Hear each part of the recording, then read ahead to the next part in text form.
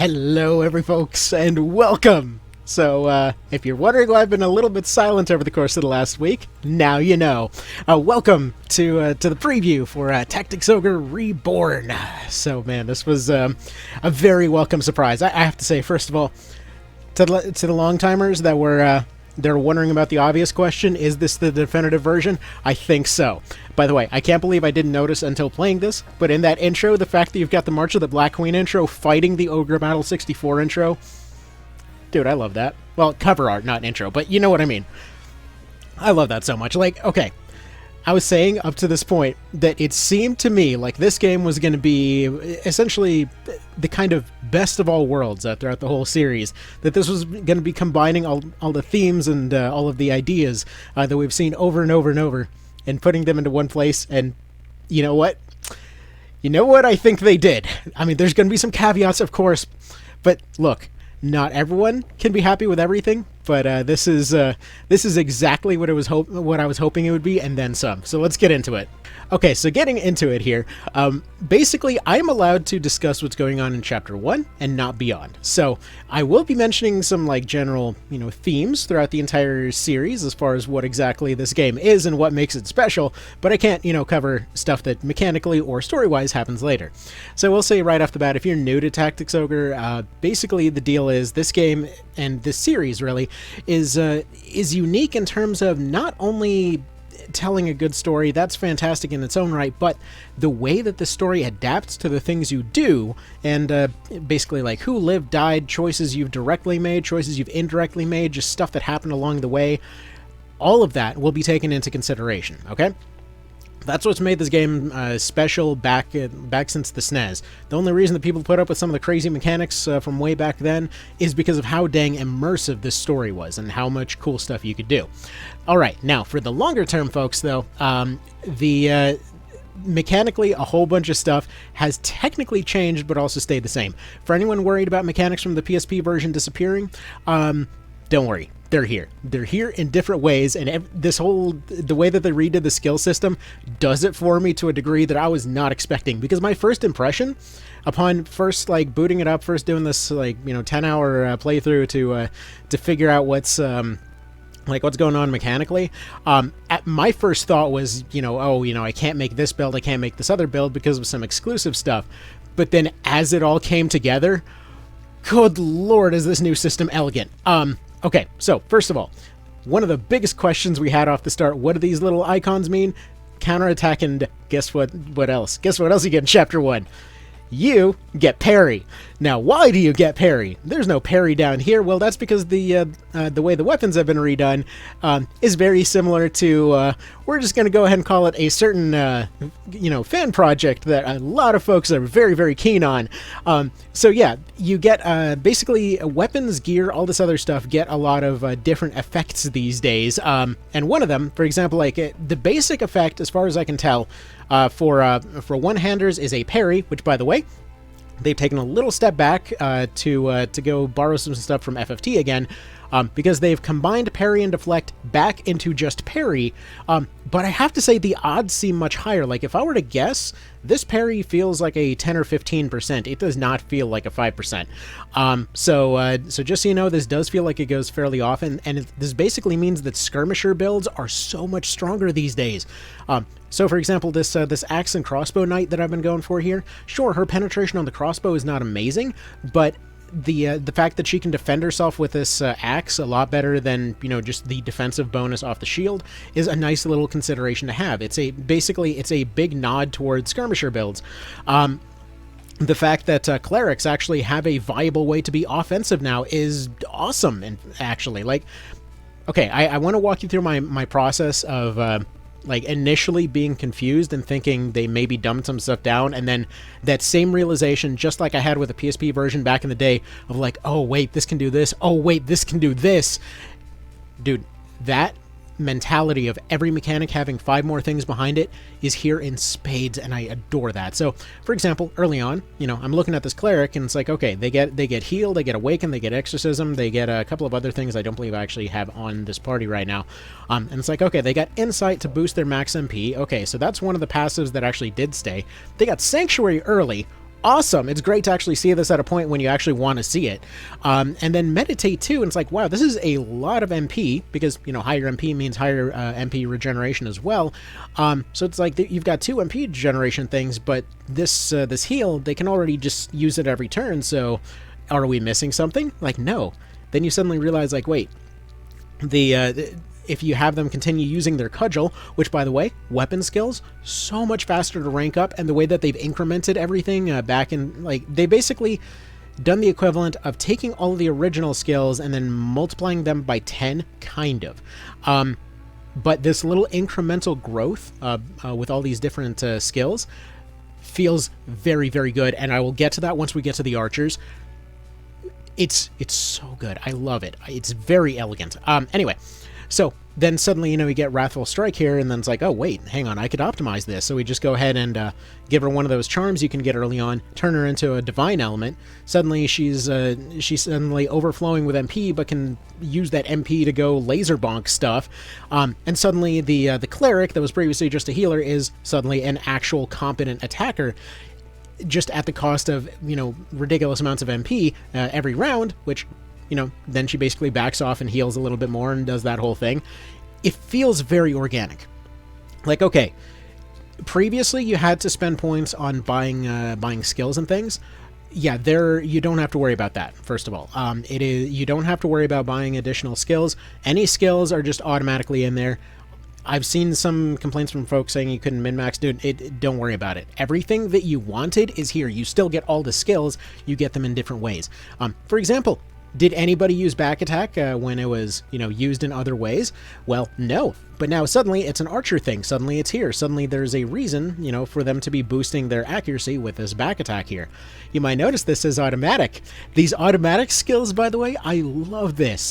The idea is that you have certain skills, like, for example, you know, back attack, your meditates, things like that, that will trigger under certain circumstances, as well as some of them, I believe, being a chance roll. Like, for example, back attack feels like it's once they're within weapon range and stuff like that.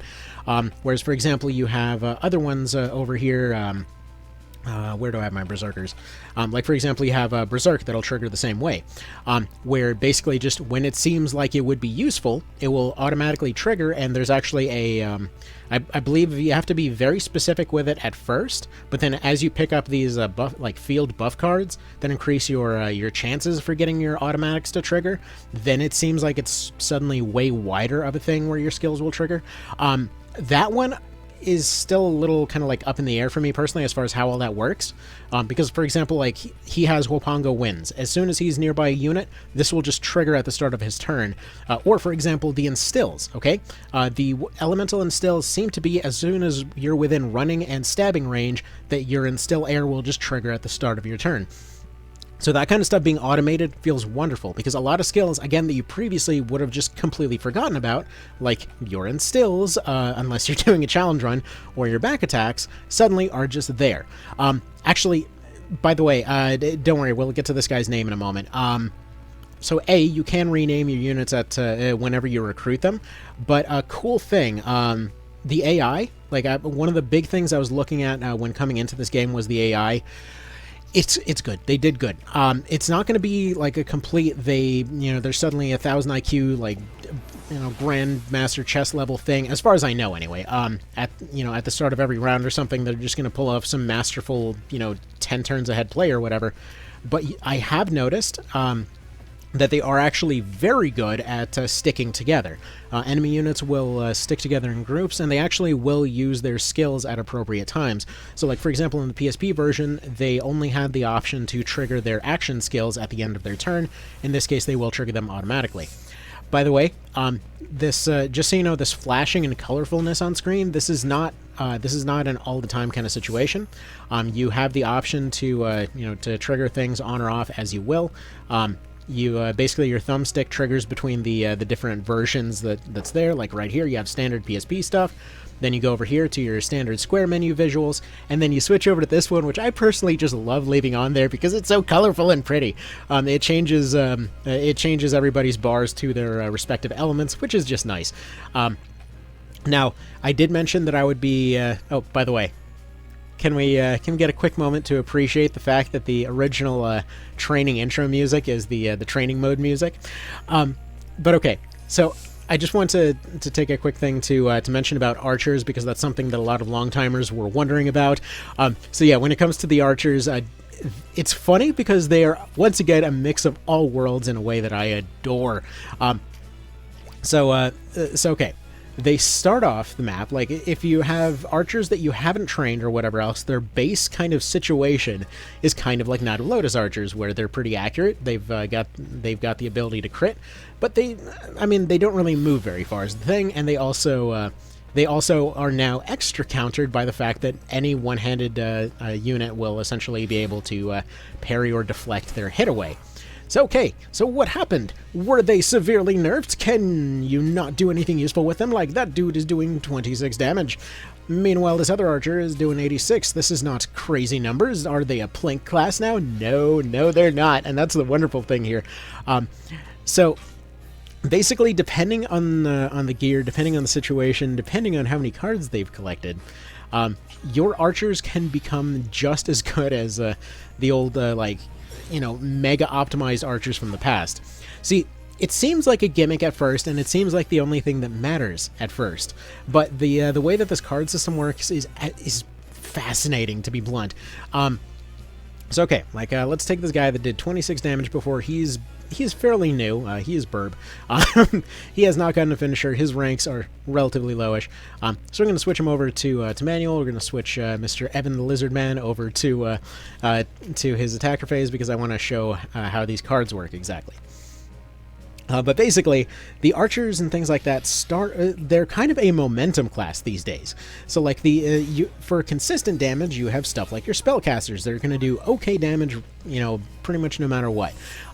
You have your melee characters that are going to do the big hits, and especially once you have stuff like Mighty Strike, because of the way that they changed crits in this game, like crits hit like a truck. They actually feel a lot more like SNES and PS1 crits to me.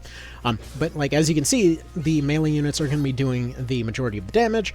Your spellcasters are going to be doing consistent range damage, whereas your ranged units can start off weak, but they can build up to be incredibly strong. See, just like all the other classes here, they've got their own little interesting flow to them. So like with those guys, there was one particular fight that comes to mind that I wish I'd had the time to record, because this was just kind of at the end of the day. I was just kind of exploring what could be done.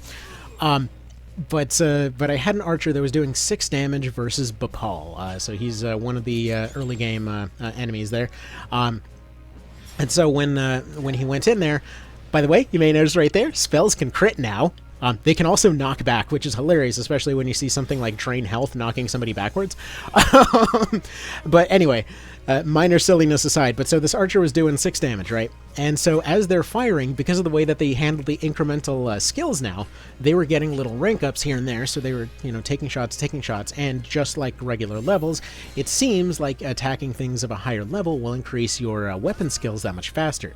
So this guy was getting rank ups every few shots and things like that, firing at the guy, and suddenly it's like, okay, he got another rank. He got up to 7. Each rank is approximately 1 extra penetration as opposed to the previous 4, although there's also 10 times as many, so break that down as you will exactly. Technically speaking, you have more penetration for less effort these days. So keep firing and firing and firing until eventually he ends up getting a few extra ranks, and suddenly, okay, he's suddenly getting past the armor threshold. He's suddenly, going up there, and he's gone from 6 to 7 to 8. Oh, wait, he's doing 50. Okay, he's doing a little bit more. Okay, now he's scaling up to 70. Okay, now he's picked up a Fizz card. Anyway, point being, he ends up getting 3 Fizz cards that spawn next to him. He's throwing out 300s all of a sudden. So point being, they can vastly intensify whatever's going on there. I mean, if somebody's not getting past armor, they still won't do very much, but they allow their, allow them to scale up very significantly.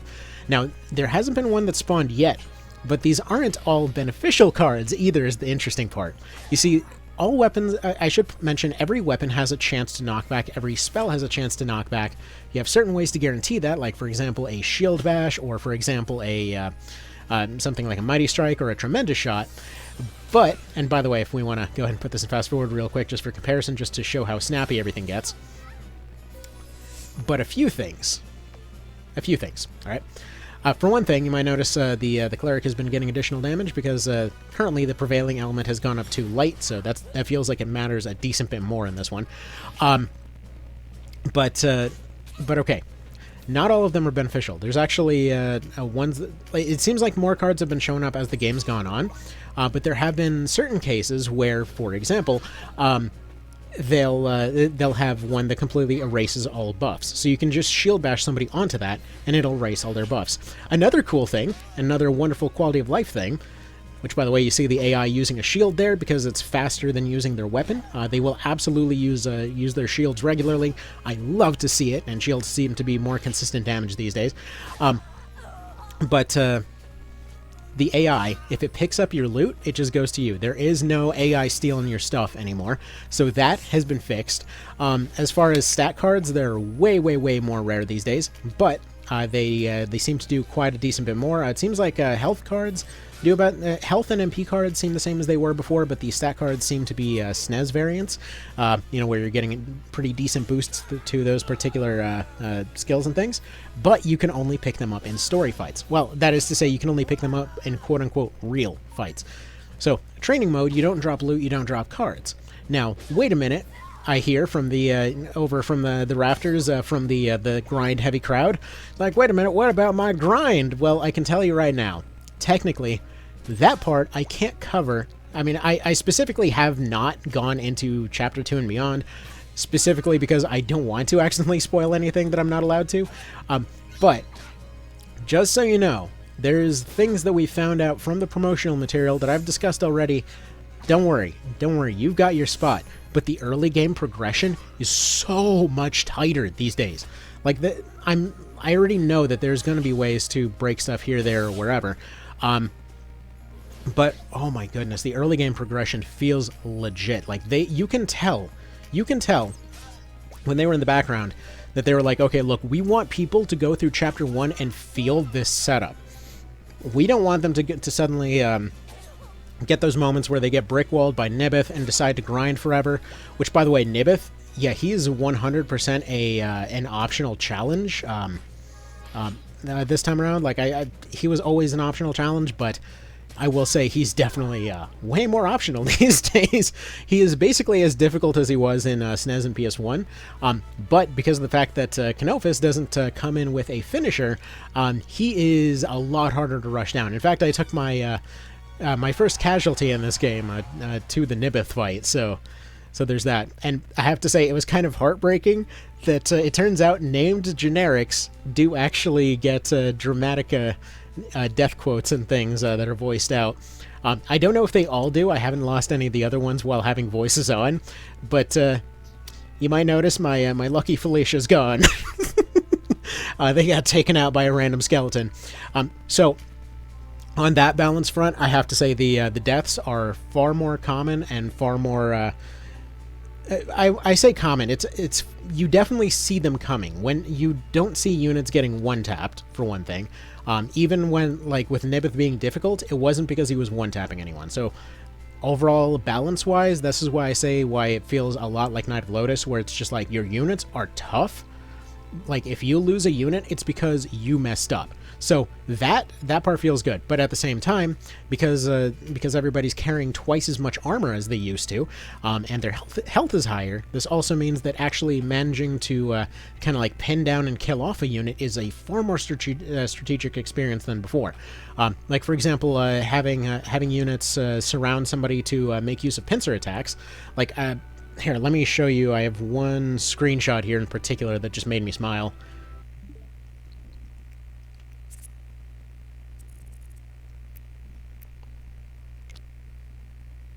Like, ignore the lack of music for a moment there, but look at this. Like, the fact that one unit goes up, they do a one damage hit over to this unit, who then counters them. At which point somebody else does a follow up. At which point that guy does a parry.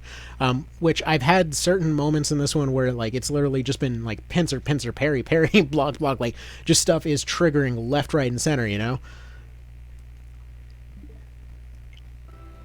Point being, the way that they've implemented pincers, the way that they've implemented counters and parries and whatever else, feels very organic. Technically, this does mean that, at least as far as I'm aware, so far in the early game, you can't technically stack counter and parry.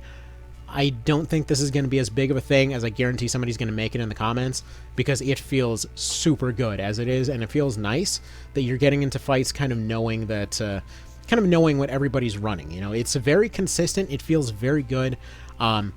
Like it just feels like you can immediately understand what's going on a lot easier than before.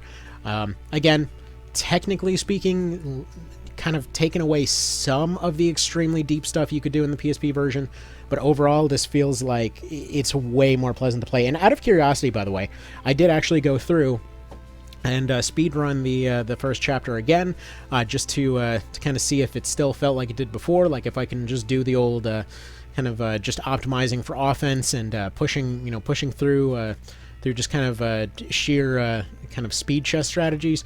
And yeah, absolutely. Took 3 casualties in that process, but you can definitely still do the whole speed chess approach if that's what you want to do. Actually, because of the fact that you can technically hire new units, but recruits and especially special units are going to be a bit more valuable to you, definitely would recommend keeping stuff like a recruit and especially Cokes on hand, because, you know, it's good to have different units. And actually, I can't help but notice that, yeah, the stats on the Lizard are wonderfully beefy. It's great to see them as tough as they were in the original SNES and PS1 version. So again, you're just seeing this wonderful mix of old and new. Basically getting board game mechanics out of March of the Black Queen, getting training out of, just like straight out of OB64, getting your deeper mechanics out of something like the PSP locked, but getting the vibes and the feeling out of your things like the original SNES version. Which, by the way, the interesting thing is with the training, while technically this does mean fewer fights in Chapter 1, I can already tell you that, I mean, again, I can't confirm or deny anything beyond Chapter 1, because obviously I only have my experience from previous games to draw on, but I do know, based on what would be available here, there, or wherever else, that yeah, this would open up a lot more interesting stuff. Like, the way that training is handled, as strange as it sounds, makes me think very heavily of when Resident Evil got remade. Like, specifically that moment where it's like, wait a minute, I'm taking this hallway off to the back of the room and experiencing these other areas immediately when not going to some other areas first. That basically feels like what training has been so far. Then instead of grinding Tynemouth Hill, instead of going to Golborza, I'm basically going and testing out how these new unit builds are working while getting a little bit of a cookie in the background. Which, speaking of background, I do love this. I expected to be annoyed by this because I thought it was just like a repeating texture off in the background. But the background of every map, it's the city that you're in, it's the town that you're in, it's the overall area that you're in. They've actually remade the entire regional map in the square tile version of your local map here. So yeah, it's just cool to see that. So you can kind of like zoom out and be like, hey, look, I'm at this part of the map right now. Here's everything else that's around it. Here's this additional context for stuff that's going on. And then later on you run into those other maps and it's like, oh, I saw that in the background. It's cool. I love that. I love that a lot. So that feels very nice there. My only complaint about training so far is I kind of wish that you could maybe swap out for maybe some of the other themes. I actually don't know if that's an option yet.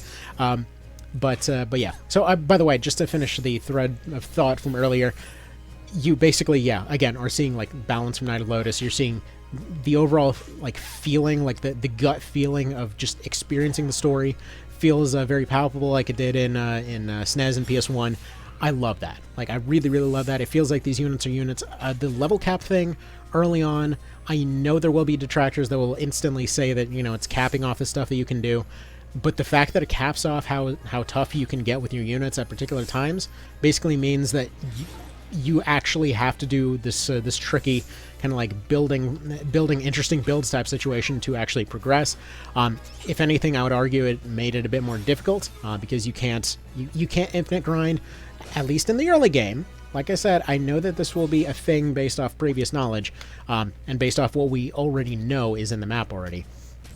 But for example, like if you're having trouble, I've had situations where I was getting completely rocked over the course of a map. And by the way, there you go. There's Canopus throwing out his 300s with a short bow.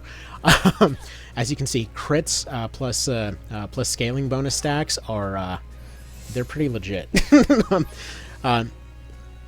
But yeah, just know it's not.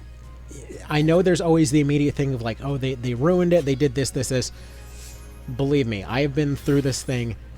I've been through chapter 1 over and over to try and understand what's going on here and to get that same thought out of my head. And it's just like the PSP version in terms of like, there is a mechanical reason behind all of it.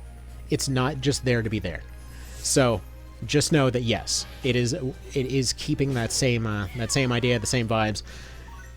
I think they did an excellent job here. But one thing that I find really funny, by the way, and one feature that I think people might get mildly upset about, but I find personally hilarious, is that when it came to this game, there was like they say that devs will have a message for the player whenever playing through, and sometimes you can pick up on that, sometimes you can't, you know, but it feels good just kind of hearing those kind of quiet messages from the game itself. And if there was one sentence that I could put that was coming from the devs throughout my entire experience in this whole thing, it's "we know." So like the early game, like break the game through excessive use of finishers and things like that. They're like, okay, look, right before the end of chapter 1, you get your first finisher. Okay, you can do interesting stuff with it, and the finishers are definitely more of an extra option than just your power move these days. But it's like, okay, look, we know. Okay, we fixed that. Like, oh, you know, using the previous multi-class mechanic to essentially break base stats on people. It's like, okay, you can get base stats. You can get some base stats randomly from rare stat cards on units.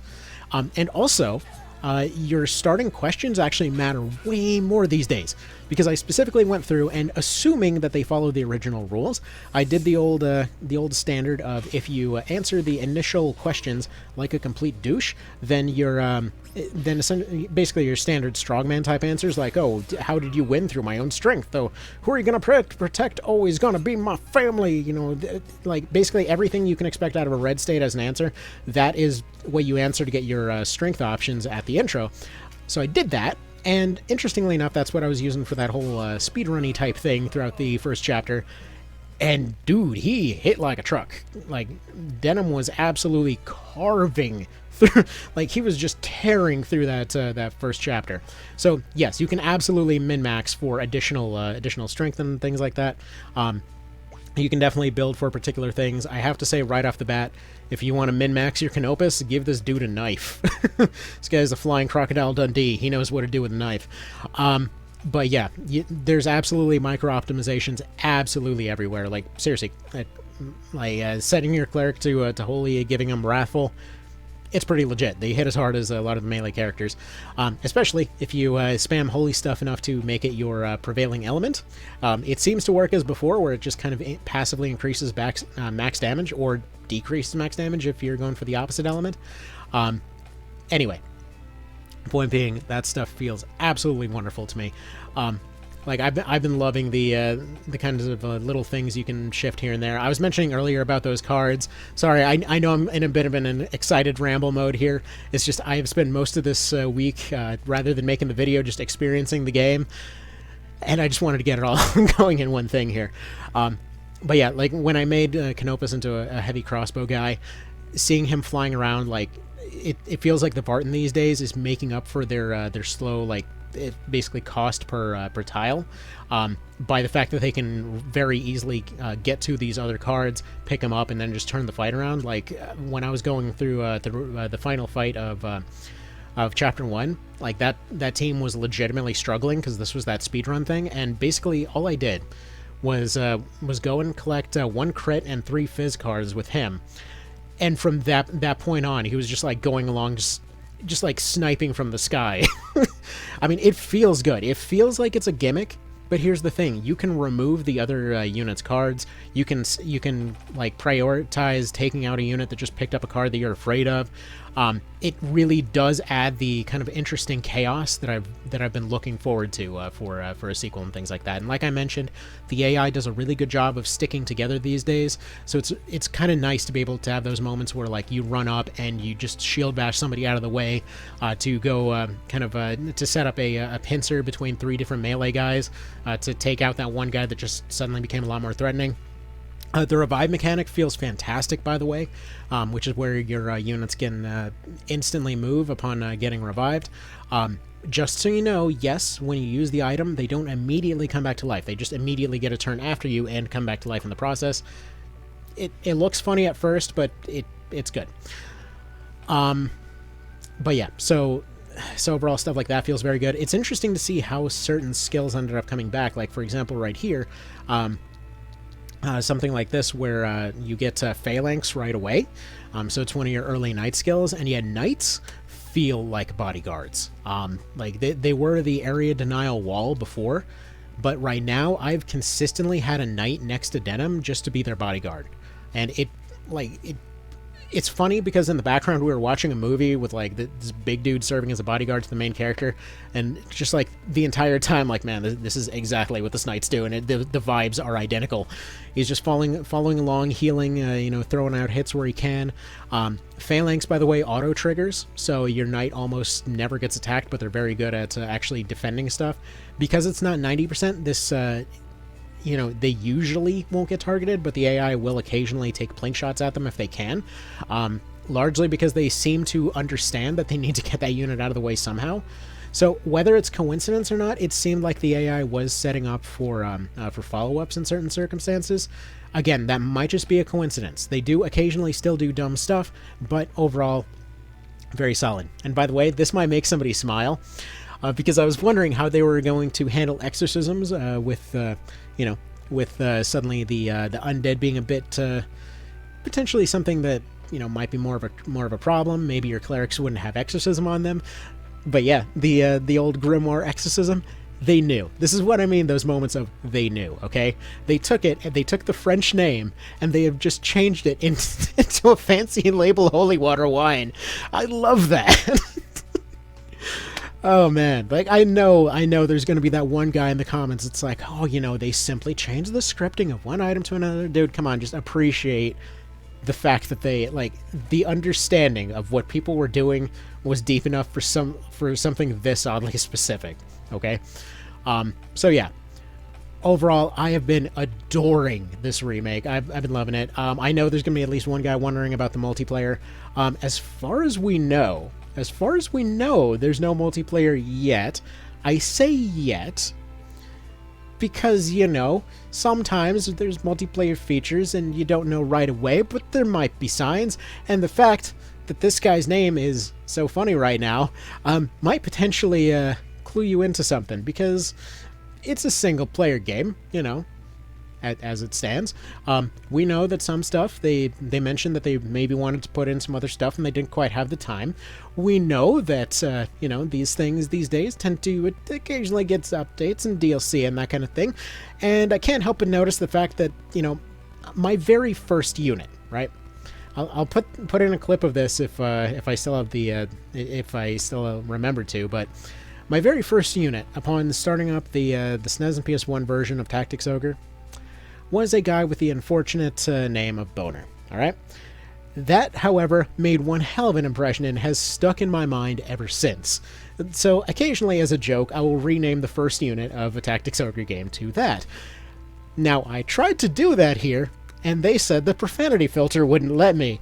Which, okay, now look, I know there will be that one guy like, oh no, how dare they put a profanity filter in a single-player game. Okay, here's the thing, though.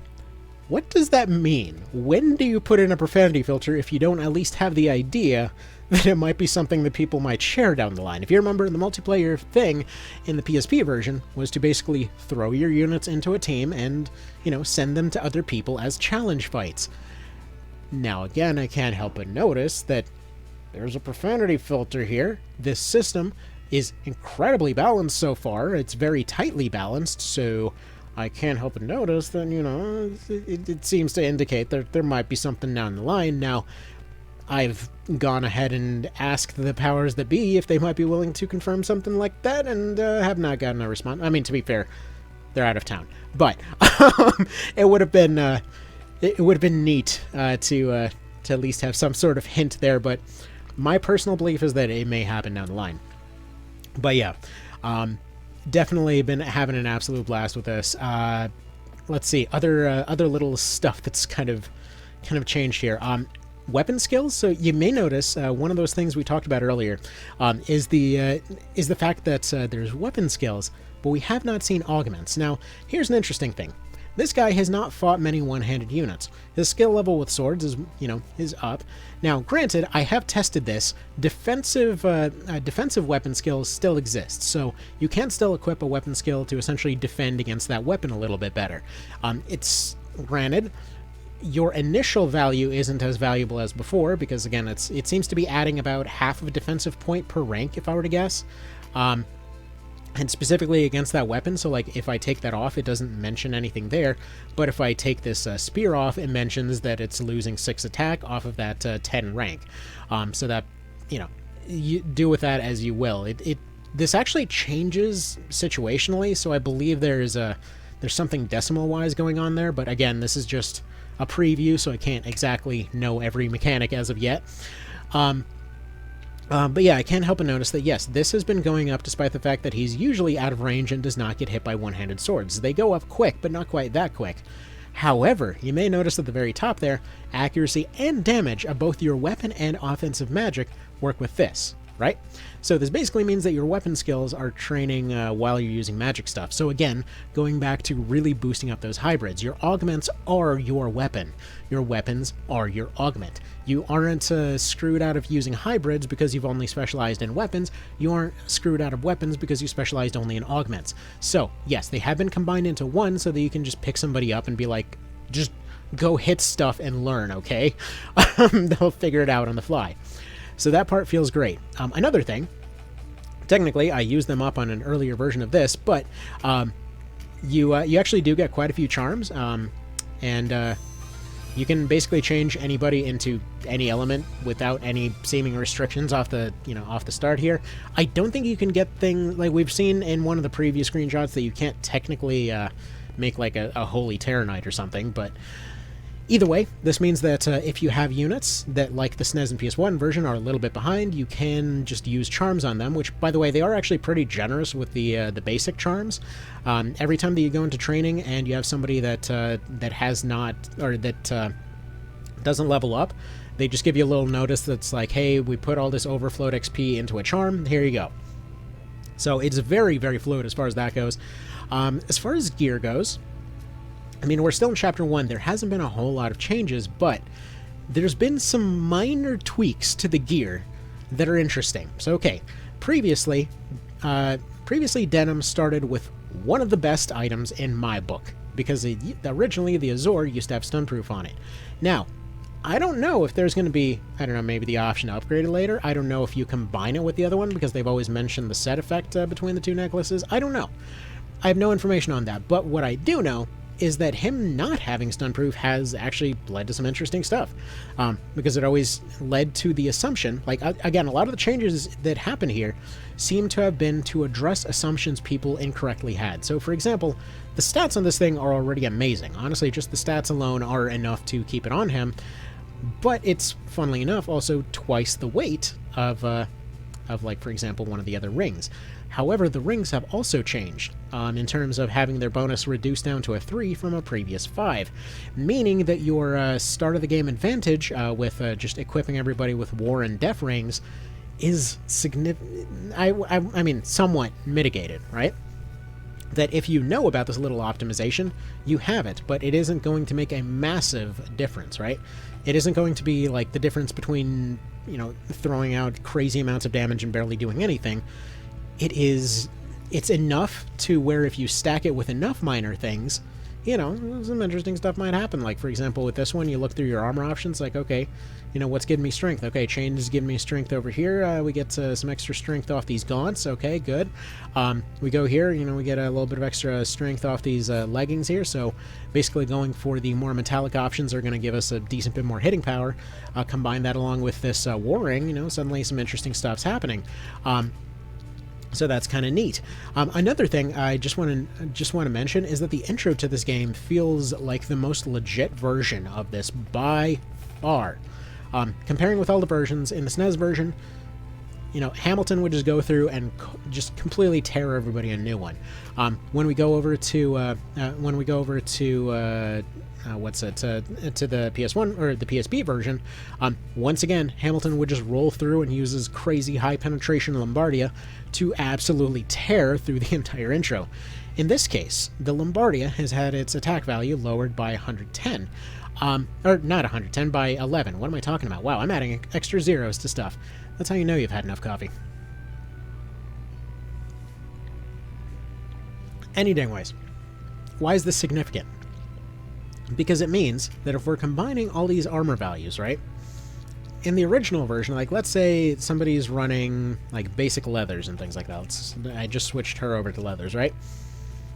So you got your 12, we're up to 25 here, we're up to 29 here, and we're up to about 31 here, and then we're, you know, presumably adding another 15 from a shield, so we're just going to say 50, you know, 56, whatever.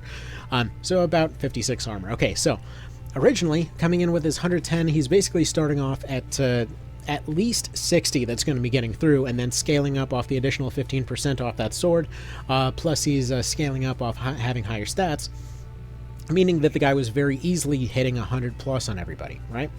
Now, technically, at this point, everybody hits 100 plus because health is higher. But comparing the numbers from before, he was hitting way less. And in fact, this is the first time that I've gone through the intro and it's like, wow, you know what? They actually could lose this. This is the first time where it's like, yeah, you know what? These guys seem like it's an actual somewhat fair fight. You can tell that these guys are better, but you can also tell that the you know, the defenders there don't seem like chumps. Which, okay, speaking of those defenders, let's talk about the one thing that I have completely not covered up to this point. And actually, speaking of things that I guarantee nobody else will cover, I want to cover this too. So here's the thing. You might notice now I'm using the mouse cursor. I was really curious about something going into this, because you see, I've heard that the mouse controls were pretty good in this one, but I was seeing mouse controls in the options, and well, I wasn't exactly sure what would come out of all of it, because it seemed like a little bit of an afterthought. Why are there mouse controls on you know, on a Switch game? Anyways, yes. Oh, this cracks me up so much. Like, I don't remember some of the other super sketchy ones that you could get, but like there were a lot of very unfortunate things that would end up coming out of the weird translations of the PS1 and SNES version. But anyways, yes, you can use mouse and keyboard on the Switch version, which just it's just lovely. You know what? There's just so many little lovely things you can do. So yes, we do get to confirm that the mouse and keyboard version actually does feel pretty legit. Like, controlling it like this, yeah, I could absolutely see playing it like this. Also, you can make Denim go absolutely nuts, and that's hilarious. Which, by the way, this mouse is terrible. This is just the only mouse and keyboard I have that's on one little dongle. But yeah, they're like this. When we saw those little posts from Matsuno, just going over like this feels like the way it was designed to play, I believe it. So yeah, I can absolutely review that the PC version 100% will definitely have excellent controls here. This absolutely feels like a great way to play it. Like, this skill system feels exactly like it was designed for this kind of thing. So wonderful stuff there, I just gotta say. Now, if I switch, yeah, I can just switch seamlessly between the two. So, you know, depending on how you want to play it. So to my mind, this would essentially mean that the Switch version is the best of both worlds. I mean, technically, you could just add a controller to the PC version, but you know what? You can't bring your PC on the so. I mean, argument's invalid. Anyway, so what else here? Yeah, spells feel wonderful. I love that, like, for example, the Enchantress ends up coming in with this same old debuffs as before, but they feel way more consistent than before. Like, Poison Cloud was always pretty good, but seeing it combined in interesting ways feels fantastic. So, like, for example, if we're looking at the one-handed and two-handed staff variants, like the one-handed versions will increase range, while the two-handed versions will improve your overall damage and things like that. I'm sure there will be more interesting stuff with that down the road, because obviously there's some other variants as well, but it's just interesting how that goes. It does mean that stuff like Extend is presumably just a staff now. So again, you know, if you happen to be a fan of fried chicken, we'll say, then yeah, this will 100% be your jam as far as equipping certain weapons for certain skills. So I'm loving that. You do still have counterfire on bows, by the way. Basically, the short bows and things like that are presumed to have the parry effect from the secondary weapon, which might seem like it devalues shields a little bit, because I have seen that yeah, the shields no longer have a resist effect on there, which is interesting to me, because, you know, resists are just a skill that everybody gets now. Oh, I forgot to actually give this guy his better knife. He's been functioning suboptimally. How dare we? Anyway, so my guess is that, I assume this doesn't really count as a spoiler. I'm pretty sure people understand that crafting exists. I mean, it's in the promotion material. But I, you know, can't help but notice that, yes, many of them do still have their specific inclinations. Like, for example, you still have avoidance and strength off the SPs, so that might be a good little synergy with, for example, say the Morning Star, where you're suddenly stacking +4 strength, which I can't help but notice that in some other cases, you know, stuff has been lowered down a little bit. Like the Broadsword previously was a 5 that could go up to an 8, but in this case, it's been changed to just a 4. Which is also interesting because, yes, two-handers, I have to say, have never felt better. They feel legitimately worthwhile in this version. And if the balance continues as it has, then absolutely two-handers finally have their say. So, like, basically having a two-hander with a counter and then Mighty Strike and Pincer, you can do something like, you know, you set up a Mighty, you run up, you smack a guy off a cliff, but then you also set up behind another dude, and then you just follow up while acting. Like previously you would have presumably you would have started off with this equation with Mighty already active, then you activate it a second time, then you have somebody go in for a hit from the front, then you go in for the Pincer, basically making double use of that Mighty Strike. It's good, man. It feels good. That mechanic feels very solid. I will point out, for those that are just coming off of Triangle, it does not work like that does. So it's not like a follow-up from any angle thing. They specifically have to be from the back. But I believe there's actually a 50% chance for them to still trigger from the sides, because I have seen it trigger diagonally before, just not from the front. Technically speaking, if this were to work like previous versions, my guess would be that it maybe would function like the old kind of a reaction chance from before, so like 25% from the front, 50% from the back, 100%, or 100% from the back. I mean, in reverse. Before it was like if you attacked from the front, they would always counter. They would have a chance to cover from the sides, and then they would have a low chance to counter from the back. Anyway, I would assume it's maybe that in reverse with Pincer. Also, another cool thing, before it was always kind of weird to find a place for your Lobber units. So Lobber is just a skill that certain units can use now, and it's the ones that you previously would have had Lobber on. Additionally, you get stuff like Siege early on, so if you're having issues with Rampart Aura, they finally reworded this to something that makes sense. So, for example, before it was like, oh, you know, at a movement cost of 1, you can walk through Rampart Aura, and it basically led most folks, myself included, to understand it as, oh, if I hit Rampart Aura, this is just something that I walk through, but it takes 1 extra movement. But basically, it does finally clarify that yes, you are losing a full tile of movement in order to use Siege. Anyway, so yeah, that's pretty good there. If you're wondering why this guy's blowgun skill was at 1, that was kind of a funny thing, because at first I was looking at the cudgel thing. He was equipping cudgels for the longest time, because I thought it was the blowgun icon. I know, okay? I felt dumb too. It's just a thing that happened. But yes, I feel like there's a lot of interesting little tidbits here and there. I feel like there's just cool stuff going on left, right, and center. Some stuff's moved around, but I don't feel like anything was really lost. Pretty much anything that was, kind of buffed out of the experience feels like it's honestly stuff that was so oddly specific that you can do it some other way. Like, for example, the old, parry and counter at the same time. I mean, granted, I know they're technically, I don't know when they're available at this point, to be fair. But to me, that sounds like a niche for the Swordmaster, I'm just saying, they got a counter thing, their previous PSP skill was effectively a parry. I mean, you see where I'm getting at with this? Like, I feel like there's maybe some stuff there. I don't know. I specifically have not gone there.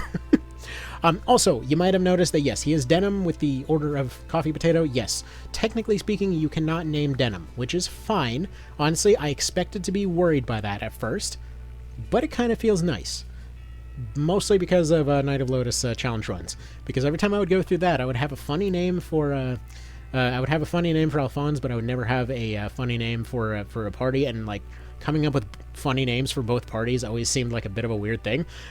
Though it did lead to some fun synergies, like Gordon with the Order of Highlander. That one was kind of fun for the level 1 run and all that. But either way, yeah, it just feels like there's so much potential in the system.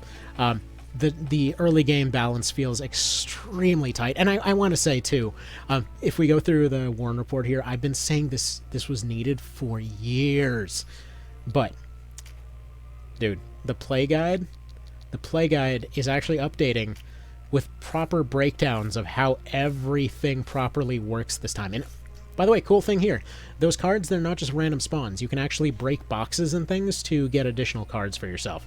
So, yes, you do have, of all things, RE4 mechanics.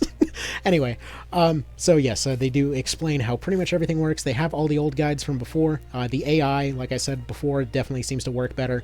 I haven't experienced any loyalty issues in the party yet, but I have a feeling it'll be more of a thing in this one. They do mention specifically how, breakdowns of all loot stuff works when it counts as... Like, basically, they mention that you can't use a loot bag as a way to block a tile. That's a hint to any of y'all that loved abusing that for the PSP version. They mention when and how you get things. They mention exactly who collects what, who gets it when, that kind of thing.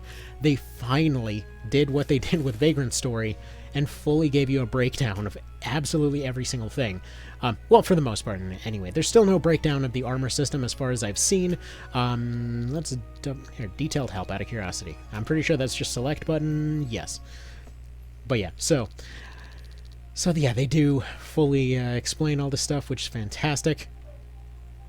Yeah, let's see. No teleport movement type takes priority, so if a unit is wearing wing boots and the She Ring's teleport effect will override the wing boots fly effect.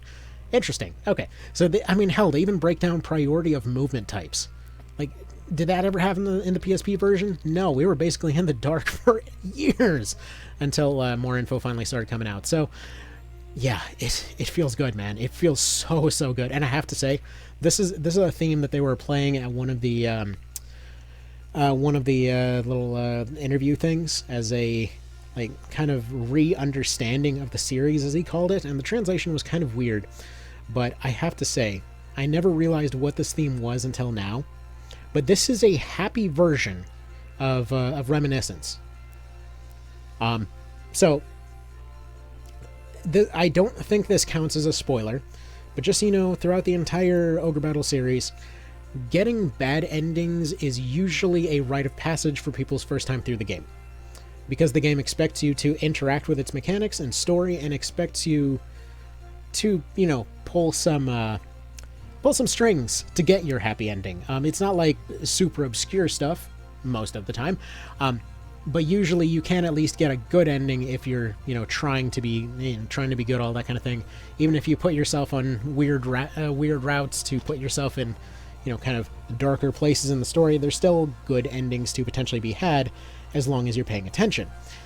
Again, I don't want to spoil anything, but that's generally how the series has worked, and it's led to this just wonderful feeling where the story will constantly adapt to the kinds of stuff that you do, and it just, there's this nice little kind of bond between player and game in those situations. But yeah, one of those bad ending themes is Reminiscence. It's my favorite piece of music in this series, and I never noticed that this is essentially a happy/victorious version of that. So I love it. Last thing that I want to cover, because for me this was like the lowest priority thing over the course of the story, or over the course of kind of like covering everything up to release and all that kind of thing. But the voice acting is something that I've intentionally only occasionally looked at. I haven't really gone out of my way to kind of see everything there, because truth be told, I knew that more than likely I would end up, probably playing with my old clicks and clacks.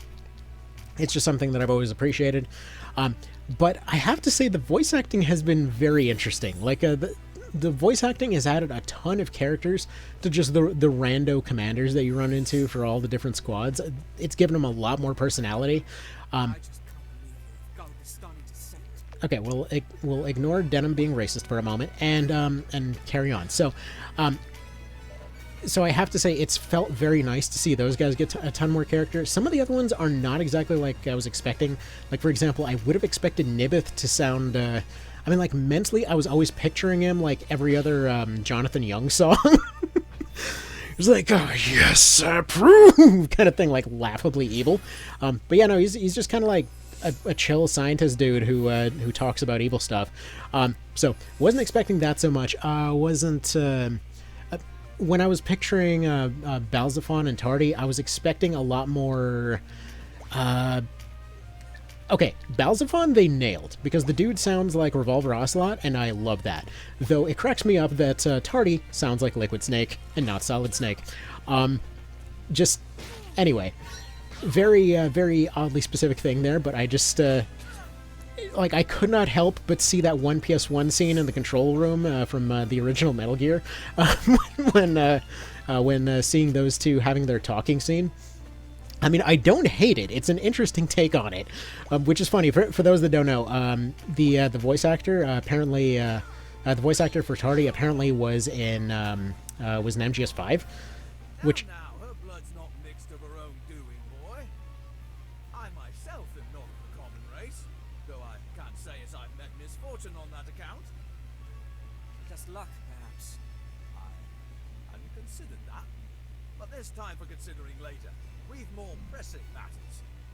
I have to say, so Canopus's voice actor, technically speaking, kind of like, okay, to me, they don't necessarily match, but I also kind of love it, if that makes sense. Like, they're not at all how I pictured them to sound, but just the fact that, I don't know, they... Lower your blade, Ravnus. What reason could any of us have to quarrel amongst ourselves? This is actually the first time I'm kind of hearing Denalto. You'd give your blessing to this sacrilege. I have to say, You've chosen to turn your back on the light.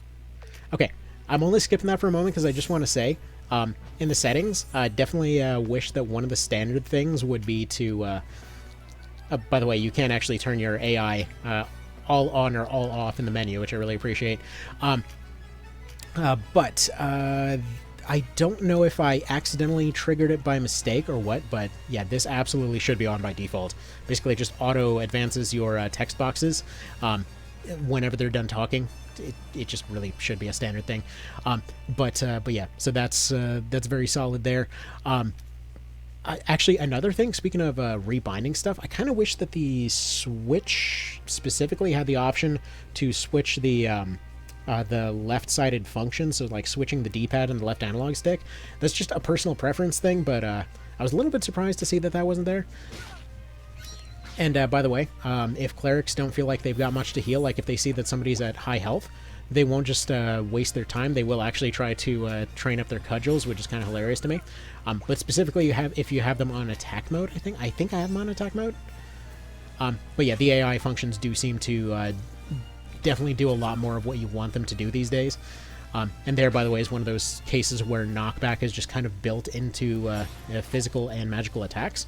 So like right now, Canopus is technically in a bad spot because if he gets... Well, I mean, he doesn't have any buff cards, but if he did, he could get knocked back into that and then lose all those cards.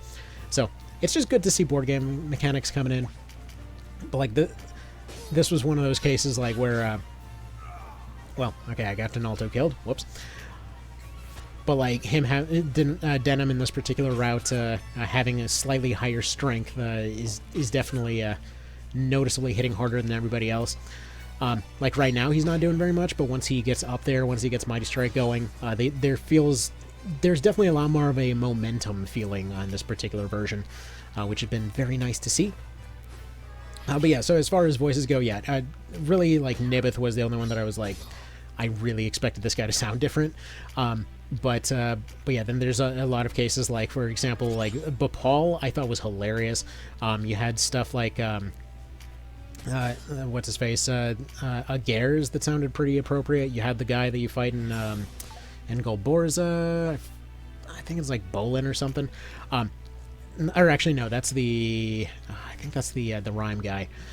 Anyway, point being, like all those rando commanders, I thought they properly overacted them in fun ways. Like it's great seeing the Golborza plane guy is just this like kind of stereotypical French commander sort. It's kind of nice. Oh, there we go. So like right there, the AI knows how to trigger pincers. So for example, Cashwell went for a stick bonk instead of a heal, knowing that Denim would follow up with the pincers. So it's just great to see the AI doing that kind of stuff. It's just nice to see. I have to say, I feel like they've been kind of adapting the AI differently depending on circumstance. Like most of the kind of like organized army sorts have felt a lot more organized, whereas a lot of these sort of more scattered armies and training armies and things like that have just sort of felt like, they're not taking it as seriously. So again, I don't know how much of a thing that is. I'm sure we'll end up getting plenty of people going through the code and figuring all that stuff out. But yeah, there's it just feels good. It just feels good. The overall flow, fantastic. The skill system, fantastic. Like I really have no complaints about how the system's handled. Pretty much everything I can think of also comes with a positive. Like I said, when I was just kind of speed running through this game, the overall vibes I got were very, very similar to before. Just kind of felt a lot smoother to play through. I guess there's technically one thing that got changed that's so minor that I'm sure most people weren't even aware was a thing.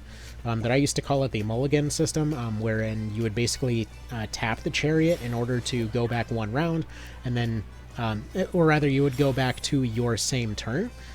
So, technically speaking, I think that's out. We're going to go double check that in just a second. So basically, you can't use the chariot on the same turn as the action that you're taking, which basically means that, yeah, the mulligan kind of thing is out. Which is fine. Again, it's one of those very oddly specific things that I'm sure almost nobody actively used outside of cheesing stuff, which there's not really much reason to cheese anything anymore. Like, if you want your debuffs to land, you can just have an automatic spell strike on your casters. If you want to have guaranteed effects, I mean, they've always kind of just been guaranteed. If you want to, actually, I forgot to put debuffs on this guy, so I can't really check. But if you wanted to re-roll for drops or something, there's no need to do that anymore. I mean, as far as I can tell, all of the drops are just kind of guaranteed. So, either way. Like, I could not be happier with how this is going. So, like, there we go. Like, he's throwing out 170s, whereas originally he was coming in with 60s. Sure, it's on a potentially squishier unit, but it's just there. It's a thing. I have to say, one thing that has been a little odd is, okay, so there was a question over how healing is handled in this one. Is it set amounts or is it scaled? So it is actually set amounts, and in fact, we can confirm that it is not affected by augment anymore by the fact that using heal doesn't level up cudgels. Meaning the clerics are more likely to take attacks with their cudgels, seemingly to raise up their skills or something while they're under the AI. So basically that means that healing is very locked in where it is, but either way, just kind of throwing that out there, just so you know.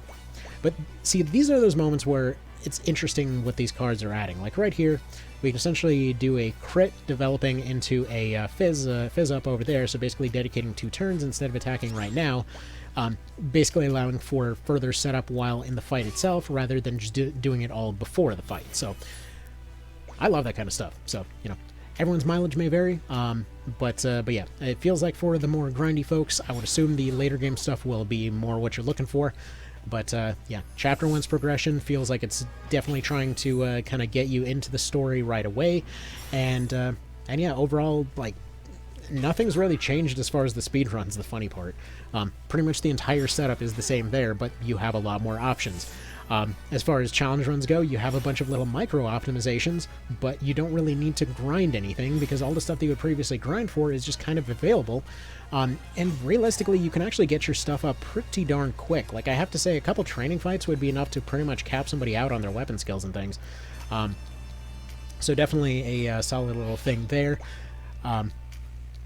I just want to let some of these randos die out to see if they also get dramatic voice lines. Forgive me, my children. I am unable to fulfill my promise to you all. Well, whoops.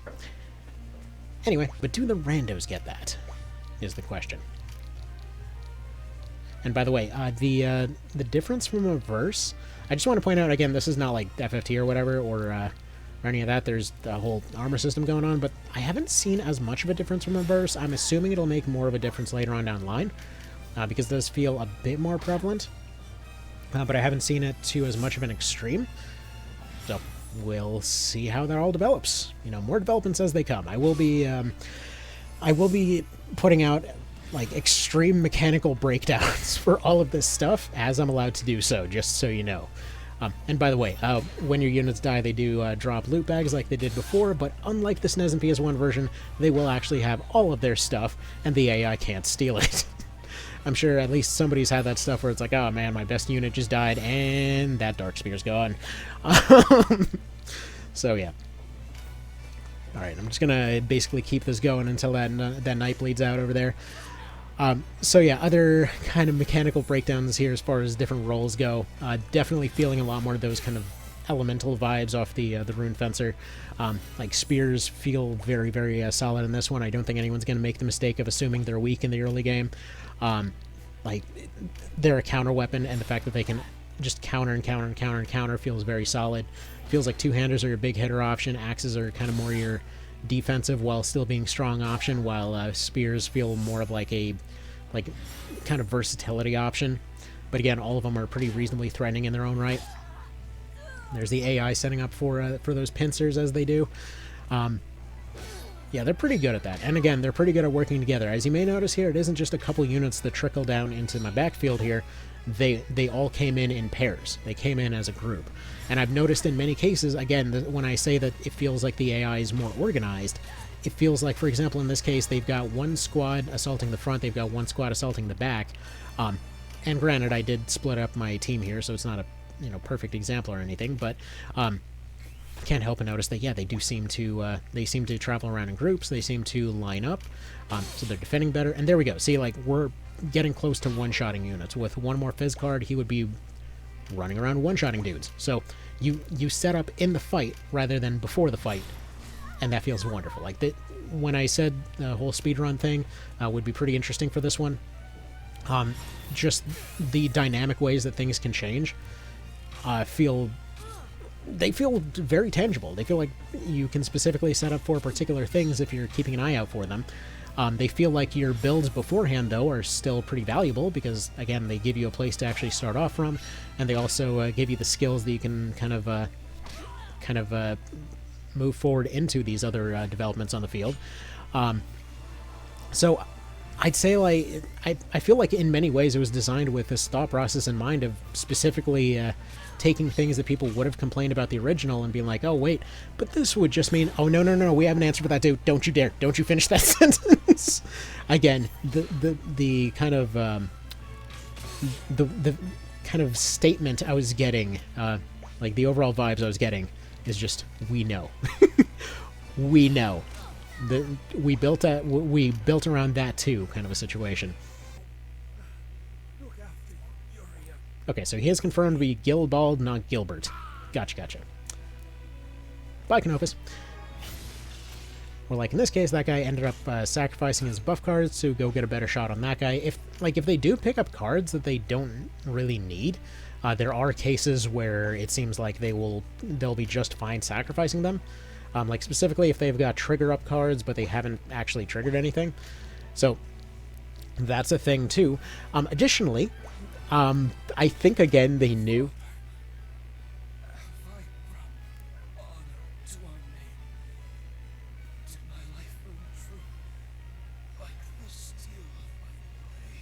So yeah, all named generics get lines. I want to say all generics might get lines. I don't actually know. We're gonna let that. We're gonna let the cleric bleed out too, just to see what happens there. I'm just curious if they all got lines now. Oh yeah, so I was meaning to cover this too. So unarmed and throwing stone attacks. I haven't found a way to scale up their damage yet. I'm sure there must be a way somewhere. But yeah, so far I have not actually seen a way to make those go up. Again, that same old thing of like, oh, it's a little bit silly for a guy to be one-shotting somebody in heavy armor with a frickin' rock. But, it is what it is. I mean, technically it's not unheard of, but it's just one of those things where they tried to tone down the silly factor. At its core, I would say, and by the way, there we go, you can see that we are getting the loot that they would have previously stolen. So I would say at its core, Reborn feels like basically everything that was good from the PSP version. They've taken some of those kind of, I would say, almost over-optimizations. So, like, for example, previously you could do insanely crazy stuff by stacking certain skills and stuff like that. So at least in the early game, they've taken some of that stuff to instead be built into other stuff. So, like, for example, you get your parries earlier. Okay, so named generics get voices, but generics don't. Okay, had to know for sure. So anyways, final word on this stuff. Like, do I think this is the definitive version? I think so. Like, if somebody asked me between the three versions which one kind of nailed it the most, definitely this one. You got all the mechanics from the PSP version, but rebalanced in an interesting way. They're put into just better locations. The items make more sense. There's a lot less that's confusing. I love that there's still inside jokes to just all kinds of stuff throughout the series everywhere. Like, again, the statement that I was repeating over and over in my head that the devs must have been saying in the design room was just, we know. We get it. So that's always there. Because there's higher health and more stretched out skills, you definitely feel like that. You feel that progression of their skills in the fight. Like, you get a skill rank up, and instead of being a rare thing, suddenly it's like, oh, they ranked up a little bit. Maybe they're going to be able to push forward a little bit more over there. There's kind of like little incremental moments that really only challenge runners were paying attention to before are kind of brought out more to the forefront. Being able to quickly switch between casters and physical type stuff by combining augments and weapon skills. I wasn't sure on that at first, but honestly, I see why they did it, and it feels pretty legit to me. Just the fact that most of the passives were mostly taken out and replaced with something interesting. Like, for example, the fact that I can't help but notice that I don't see TP up, but I do see Insight, which is, like, suddenly Insight is essentially doubling up on what used to be TP up, MP up, that kind of thing. Instead of having 3 different MP regeneration skills, it's all just under Meditate now. These, by the way, will, some things will rank up as you use them, so like weapon skills and stuff rank up as you use them, but something like Meditate will rank up as the character levels up. It's like Meditate will just automatically switch into a different form of Meditate as time goes on. I actually, like right here, we got Meditate 2 already on the Cleric. Just goes up as their level goes up. You get stuff like Sanctuary that's available earlier, and you finally get it at a time when when you're facing a lot of zombies. Because honestly, later on, I can't mention anything. Let's just say optional zombie-related stuff. Nobody brought Sanctuary. It's just cool to see it actually shown off early. It's great to see, stuff like Back Attack getting its heyday earlier. Again, really, really, really gives me those like Resident Evil Remake vibes, where the mechanics are technically there and the same, and they've added new stuff, but technically you're experiencing it in a different order, and it just feels great. Like, the rebalancing feels very, very tight so far. Again, I haven't seen outside of Chapter 1 yet, and I will cover that when I'm allowed to, and I'm only going to play as far as I'm allowed to cover, because I don't want to accidentally spoil something. But final word for me is just, yeah, this is exactly what I was hoping for. This is what I wanted to see. This is exactly the kind of experience that I think people can actually fully get themselves into the story. Again, less available cheese in chapter 1, but just the fact that people can just immediately immerse themselves into this whole setting is very nice. Not having to worry about random fights, but still having the option to go optimize your teams and test things out feels fantastic. Just the fact that you can use mouse and keyboard on the Switch cracks me up. And yeah, the overall flow of the game is better than it's ever been. Again, for folks that have been with the PSP version for a while, it might take some getting used to. It took my eyes a couple of days to get used to the new visuals, but you'll eventually see them as the same as time goes on. Obviously, visuals ain't completely perfect. I mean, there's some minor stuff that I would have done differently, but overall, this is exactly what I'd hoped it would be. And this definitely feels like the most approachable version, while honestly not really giving up anything mechanically. So this is the kind of compromise I was looking for, to be completely blunt. And yeah, what else is there to say? I mean, I'll cover more as I can. So if you have any questions on mechanics, again, specifically like chapter 1, for the time being, later on we'll be able to talk about more, but specifically around chapter 1, if there's anything that you want me to test, if there's anything you want me to cover, get as oddly specific as you want with it, because I guarantee I'm already diving into all that stuff already. But yeah, you guys have a good one. Thank you for joining me on this. I can't wait to cover more, and yes, I do already have over a dozen challenge runs in mind for this. So, by the way, I have a feeling we're going to be starting with that pacifist run I was theorizing about a bit over a month ago. Because you know what? All of the recruit skills have never been this available. And there never have been, there's so much to mess around with. Okay, I'm excited. Anyway, point being, you guys have a good one. I'm using the wrong mouse. For a second there, I'm like, wait a minute, why is my mouse not going to the stop recording button? It's like the same mouse I have hooked up to this thing. Oh man, I'm gonna... I've got some ideas for keyboard and mouse. Anyway, okay. You guys have a good one. Take care. And yeah, I look forward to sharing more as it comes.